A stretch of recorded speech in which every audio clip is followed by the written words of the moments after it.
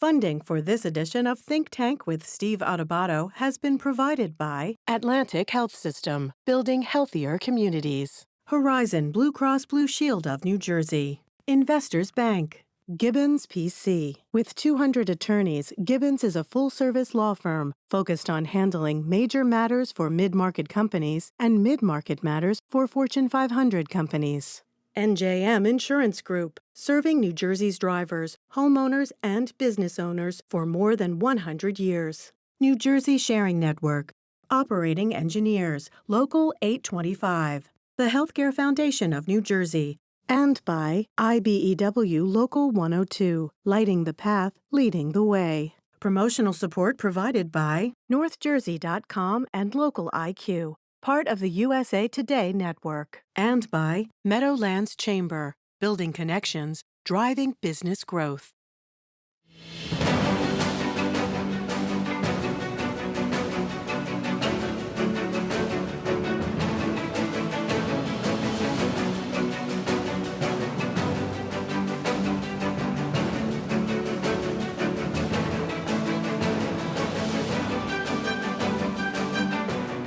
Welcome to Think Tank. I'm Steve Adubato. We are honored to be joined here in the studio by United States Congressman Frank Pallone. He is the chairman of the House Energy and Commerce Committee representing the 6th Congressional District. You're ranking where in seniority in the House right now? I'm guessing, but I think like maybe 14th or something like that. How long have you been there?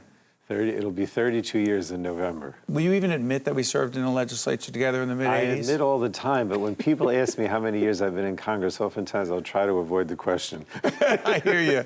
Listen, Congressman, let's get right into some major issues. The Clean Air Act versus, the Clean Future Act versus the new Green Deal, because it's a big issue for you, the environment, global warming. What is the Clean Future Act, and how is it different from the new Green Deal? Go. Well, what happened is when the Democrats took over the majority last year in the House, 2018? Right. We decided that it was very important to address climate change. And as you may or may not know, for the 8 years when we were not in the majority in our committee, which has most of the jurisdiction over these issues, the Republicans would never allow a hearing on the issue. Of course, you could debate it and bring it up because it's a free country, but never a hearing, nothing formal, so to speak. So there's not, in my opinion, there's not much difference between the Green New Deal and the Clean Future Act in the sense that both trying to address climate. The one thing that people make a big deal about is that we use the deadline of 2050 because that's what the UN says, and most of the scientists say if you don't address this by then, we're going to have a major, catastrophe. The Green New Deal says that, we should use a deadline of 2030, which is 9 years away. To do what? Well, let me explain that you could use the Clean Future Act and do it quicker if you had the political will and the votes to do that. So I don't think there's that much of a difference. But to do what? Well, let me give you an example. You go sector by sector. So one is the power sector, right? In the power sector, we said you have to have net zero emissions by 2050, which means that you can use a combination of renewables or carbon capture or whatever, but you can't have any additional greenhouse gases emitting into the atmosphere.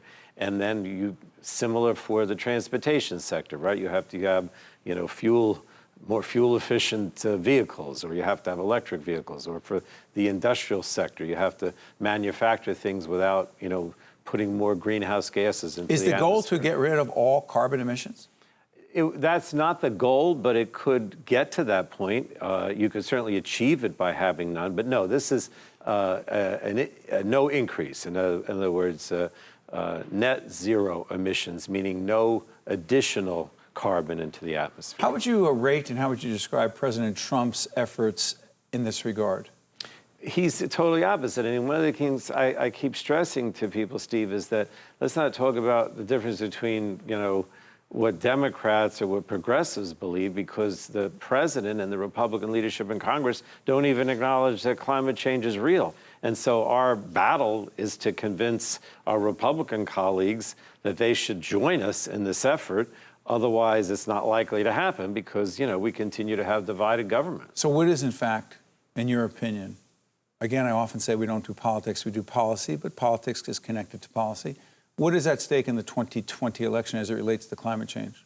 Well, I obviously would like to see a Democratic president, a Democratic Senate, and an all-Democratic Washington, because then when it comes to climate change, we would actually be able to address it. What about the need for bipartisan government? Well, absent that, then you'd have to try to convince enough Republicans to go along with some of these things. And some of them they are willing to go along with. Like, for example, energy efficiency is something that they're, you could say, let's work towards this goal without your acknowledging that these carbon emissions or this climate change is human-induced, because that's what they'll say.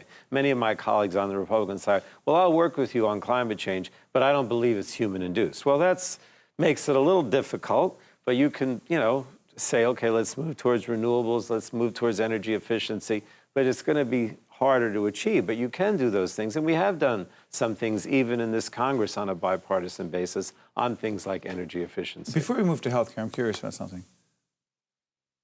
What do you truly believe after serving more than a few years in government, living down at the Jersey Shore, seeing what you see there after Hurricane, Superstorm Sandy, et cetera?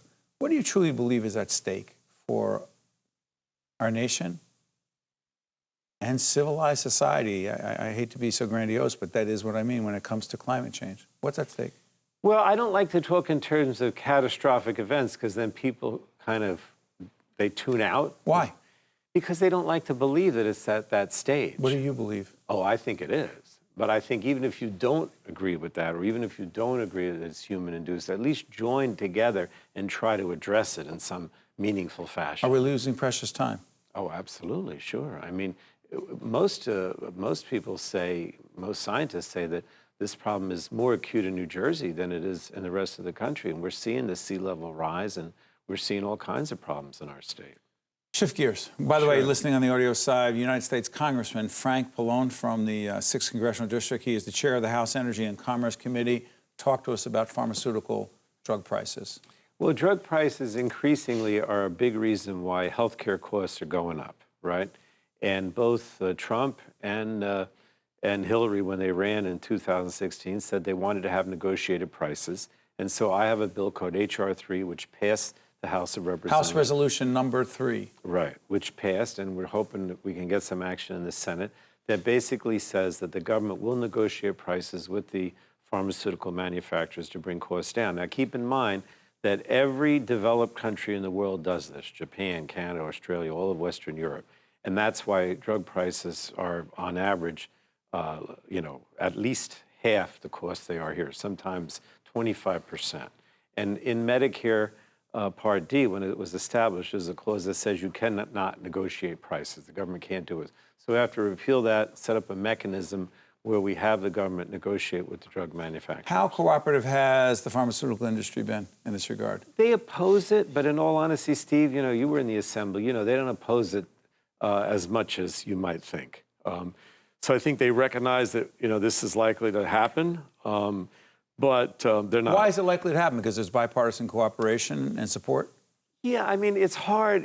So far, McConnell has not been willing to go this route, but the president says he wants to, but he hasn't been pushing hard enough. But I do think maybe as we get close to the election, or obviously if Trump is defeated, I think we will get it. We'll pass it. There are Republicans who would support us. You've been the leading person on a lot of issues, Congressman, but when it comes to the larger health care issue and the Affordable Care Act and the effort that some say the Trump administration has been engaged in dismantling largely through the courts. Yes. Right? But not just through the courts, Steve. He does a lot with agency action, too, to dismantle Describe that for people, because people think, well, it would take Congress to have to do something. You're saying through executive order, he's done what? Through what agencies to achieve what impact? Well, I'm going to give you an example, right? One of the things that was very important in the ACA was the Affordable Care Act. Was the Affordable Care Act, or I'll use Obamacare if you want, is an essential benefits package. In other words, that your health insurance covers things that are important, right? Obviously, hospitalization, whatever. So one of the things he's done is to have these executive orders that say you can sell junk plans in the Obamacare marketplace, which don't cover a lot of these things. And so people sign up for it, and then they find out that their health care is not covered. Are pre-existing conditions covered? Well, he says in theory that you can't discriminate based on pre-existing conditions, but let's use this example. So you have a pre-existing condition and you buy a junk plan that doesn't cover something that you need, well, then you don't have coverage. But why would the president want to do that, Congressman? Because it's cheaper. In other words... But hold on, respectfully. Why would the president want to do that when a significant number of his supporters in a large number of states with working class people who are struggling to try to afford health insurance? When I say working class, what I mean by that is they are not super rich. They are working class, middle class. Some have jobs, some don't. But they're all struggling with health care costs. Why would he do that if those are the constituents who in many cases support him in key battleground states? It's illogical.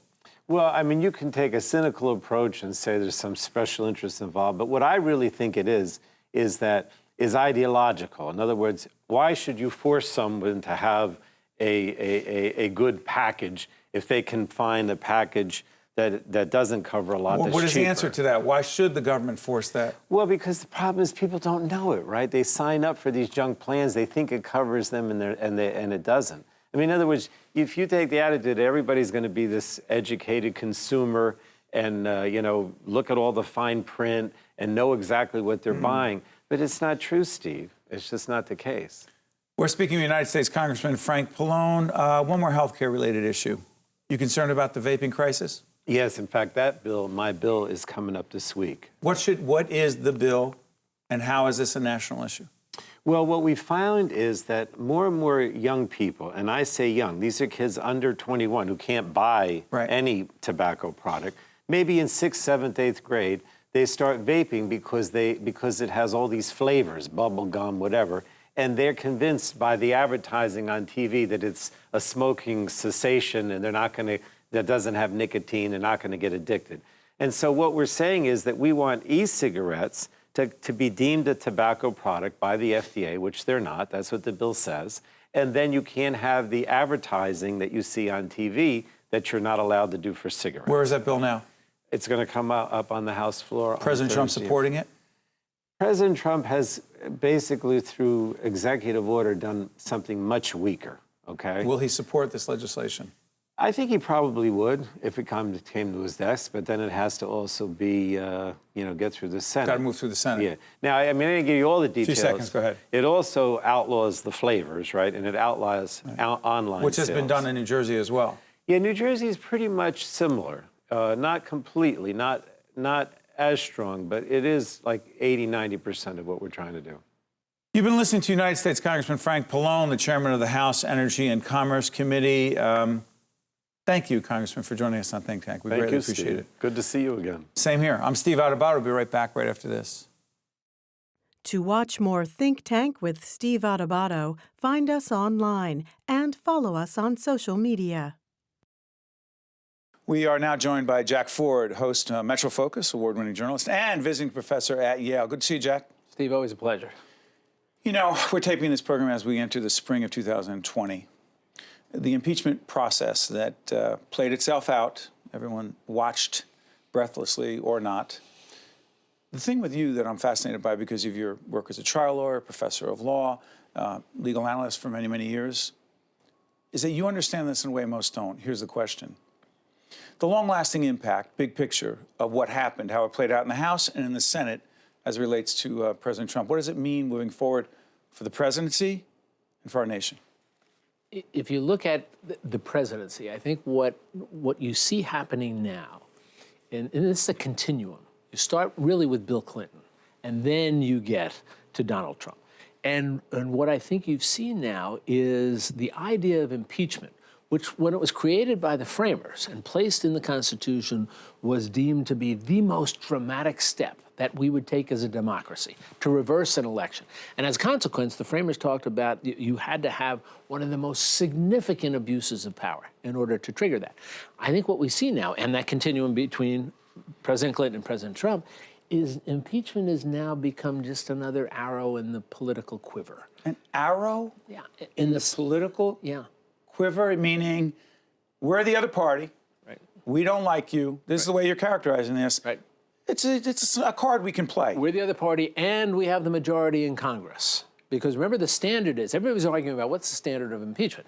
The framers intentionally left that open and vague because they thought it's going to depend upon the circumstances. Gerald Ford, former President Gerald Ford, when he was the Speaker of the House during the run-up to President Nixon's possible impeachment, was asked specifically, well, what is the standard for an impeachment offense? And his answer was, quite candidly, it is whatever that Congress at that moment says it is. And that's what the framers had in mind. So that's why I say now it is just another political arrow in the political quiver, because if one party's in control and they don't like policies and they can generate enough support, they can say, all right, this is it, we're coming after you in an impeachment process. And that's not what the framers had in mind. So the larger question that you're not going to see, no disrespect to the other networks out there, but there's not a lot of big picture analysis of what it means as opposed to the day-to-day developments. This is the question I'm really curious about. Donald Trump gets through this process. He's acquitted in the Senate. What does it mean for the next person who is elected president in 2020, be it Donald Trump or a Democrat, where one or both of the houses of Congress are of the other party? I think what it means is whoever is in that seat in the White House, as long as they have the Senate on their side, in the sense that the party in control of the Senate is the same party in control of the White House. Because they're the final gatekeeper. Right. They're the ones that, one of the things we did learn is people didn't understand impeachment, the term. People thought impeachment means you're removed. Impeachment is the equivalent to indictment. That's a good analysis, even though clearly the framers said this is a political process, not a criminal process. It's not a criminal trial. Excuse me, I'm sorry for interrupting. Does that mean Alan Dershowitz was correct when he spoke before the Senate and said it does not have to be a crime, that the president didn't commit a crime, and even if he had... it was confused, and I don't think... I'm confused. Does it have to be a crime or not, or is it a political decision? The answer is it does not have to be. Does not. Now, and you look at framers, and I know Alan Dershowitz, and I have great respect for what he's done in the course of his career, but I didn't see any other constitutional scholars who came out and agreed with him that it has to be a crime. Again, the framers, they use the term high crimes and misdemeanors, which are sort of inconsistent. High crimes and misdemeanors doesn't make a lot of sense. High crimes and misdemeanors is actually a term of art that came from British politics. The U.S. has never used high crimes. We talk about felonies and misdemeanors. So again, it's sort of a vestige. Our Constitution was put together in reaction to what was going on when we were colonists. So clearly the framers did not say it can only be an indictable offense at certain levels. So you come back to the notion of what Gerald Ford said. It is essentially whatever Congress says. And you can go all the way back to Andrew Johnson's impeachment. Andrew Johnson's right impeachment, after the death of President Lincoln. Lincoln, right. Johnson takes over. Right. He is impeached. He is, because essentially he refused to follow a lot of the policies that Lincoln had in mind. Andrew Johnson, interestingly, was from an opposite party of Abraham Lincoln. But Lincoln, in that election, said, "I've got to bring Johnson was a Democrat, right. Lincoln was a Republican." And Lincoln said, "I've got to bring the country together in the tail end of the Civil War because we have to move forward together." So he said, "I'm going to bring somebody into the other party." Not as unusual then as it would be astonishing now to do, but essentially the people in the Congress didn't like that Johnson, who historians will say was a rabid racist, according to historians, he was basically saying, I'm not doing what Lincoln had in mind. I'm sort of going after these people. An impeachable offense? Well, it was impeachable in the sense that it was enough to get it to a trial. At that, in the Senate, and one vote? Was it one vote? One vote. But it wasn't, and that one vote is actually in John F. Kennedy's book, Profiles in Courage, he profiles the one senator who said, no, I can't do this, who kept it from happening. So was it an impeachable offense? Right. Yes, because Congress, majority of the House of Representatives said it is, but did it result in a removal? No, because the Senate said, we're not going to do that here. Let's talk about President Trump moving forward. I'm curious about this. When the president holds up the newspaper, maybe it was the Washington Post, I'm not sure, the next day, I think it didn't say, I guess it said acquitted. It said acquitted. Is there a difference between being acquitted, in your mind, in an impeachment process or a trial in the Senate, and being exonerated? That's a really good question, because there are... He said he was. Yeah. Then it was perfect in his mind. Again, you can use something of a parallel, even though we have to understand impeachment is a political process, not a criminal. In the criminal case, for instance, we say guilty or not guilty. We never say innocent. The word innocent does not appear in the criminal justice system. What's the difference? Help people understand that. Not guilty could mean could mean you're absolutely innocent, or more likely it means jurors saying, you know, you might have done something here, but the prosecution didn't prove it to me beyond a reasonable doubt, so my duty is to say not guilty. But it's not necessarily innocent. That's why we don't use the word. In the Senate trial for an impeachment? In the Senate trial, we tried to force the same terminology we are comfortable with upon the Senate trial. You know, so we tried to use terms like, you know, well, he was charged with, he was indicted. The term is he's impeached, and then it goes to trial. So there is really not a single word that captures the way the framers had in mind the result of an impeachment trial. Essentially, it was a decision where the Senate voted not to remove. Because remember, people don't know this, there's not a range of options. If you're found responsible, the Senate votes yes on one of these two allegations. Absolutely removed. It says, the Constitution says, shall be removed. It doesn't say may be removed, shall be removed. So, you know, people said, well, why don't they vote to censure him? Well, that's not part of the option. Yeah, but just Senator Manchin brought that up as a possibility. That would be a separate proceeding. That's not impeachment. That's not impeachment. But here's the other problem that I think for a lot of folks, it can be confusing. It was confusing to me. Hey, this is a lot of the Democrats who are arguing. When the Republicans voted not to have certain witnesses called and certain information, I imagine the argument was that they could compel that information forward. It could have gone back and forth. Right. But a lot of the Democrats are arguing, wait a minute, this is the first, quote, trial in history, Jack, where there's never been a witness and where certain evidence wouldn't be brought forward. And I'm thinking, is it a trial? If it's political, it's not therefore a trial as a non-lawyer, as a layperson. Technically, it's an impeachment process, an impeachment hearing. You know, it's not a trial the way we think of criminal cases trial, because that's why it's so confusing. Because in a criminal case, you have to have witnesses. Did you have to have witnesses here? You didn't, and again, parallels to President Clinton, most recent one. President Clinton's impeachment proceeding, which you covered extensively. I was there covered every day of it. I was with NBC News at the time.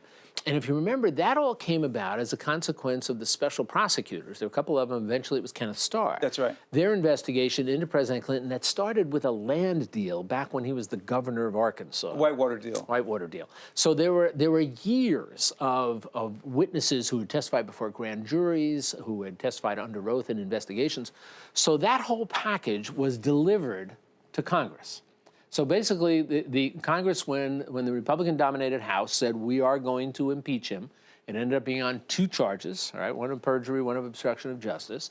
They said we don't need any witnesses, live witnesses, because we have all of this that was done beforehand. Was that comparable to what happened with President Trump? Comparable to here, because, and what President Trump's supporters said was, you all have that. It's all these witnesses testify. Now, here's where an interesting parallel. But what about when new information comes out? John Bolton's got a book. Let's have, no, we don't need him. We have enough. What's interesting is in the midst of the impeachment proceeding against President Clinton, a decision was made, we need to hear more from Monica Lewinsky. People don't realize that because it didn't happen live in the Senate chamber. They said, yes, we need to do that. So she was deposed. Right, deposition under oath by both sides. They asked questions. And the reality was, what Monica Lewinsky said in that was, and it surprised, and it was a setback for the Republicans who were pushing the impeachment. She said a couple of things. She said, I'm not a victim. Don't try to make me a victim. This was consensual, but yet I've come to realize today it was wrong and he was in a position of power. He should not have done that. Monica Lewinsky's suggestion was censure him, but he should not be removed. Well, as a consequence, you didn't see that testimony being used at all in the proceeding. So in this hearing, now in this impeachment proceeding, the suggestion was made, well, we have now a source of new information, John Bolton, most specifically. You know, why don't we hear from him? And I was surprised that people didn't try to make the parallel, saying, look, in President Clinton's impeachment trial, they said, let's hear from Monica Lewinsky. We did. People didn't like what she had to say. It wasn't really utilized. It was a surprise, and I'm an independent. I'm just looking at this as from the legal lens. It was a surprise to me that you would say in something as significant as this, here's somebody who it would be hard to argue that his testimony would not be relevant. Now, you can argue which side it's going to... But relevant. But certainly... And that's the standard. Is it relevant? Is it material? That's what a judge usually says. And usually that standard, you would think, okay, it is relevant material. Who knows who it's going to help? A few seconds left. Yeah. implications in your mind moving forward again, whether President Trump wins or a Democrat wins? Do you think the seeds have been planted for this process, this impeachment? How'd you describe it? It's an impeachment proceeding. No. The quiver, the whole thing. Oh, and another arrow in the political quiver. Do you believe that is what we are facing? It is. I think we've done that. I think we've taken something that was in the highest echelon of significance of the political process, an impeachment proceeding, and we've dropped it down to just another weapon in this Which is not a good thing for the nation? highly charged, partisan, tribal political process we have now. Look, it's always been political. It just seems much more so, and I don't think that's good for any party. Jack Ford, you know him from MetroFocus. A great team every night on public broadcasting, a host of MetroFocus, award-winning journalist, visiting professor at Yale, legal scholar, the whole bit. Thank you, my friend. Steve, always pleasure. Well done. Good seeing you. You got it. Think Tank with Steve Adubato has been a production of the Caucus Educational Corporation. Funding has been provided by Atlantic Health System, Horizon Blue Cross Blue Shield of New Jersey, Investors Bank, Gibbons PC, NJM Insurance Group, New Jersey Sharing Network, Operating Engineers, Local 825, the Healthcare Foundation of New Jersey, and by IBEW Local 102. Promotional support provided by NorthJersey.com and Local IQ, and by Meadowlands Chamber. Transportation provided by Airbrook Limousine, serving the metropolitan New York, New Jersey area.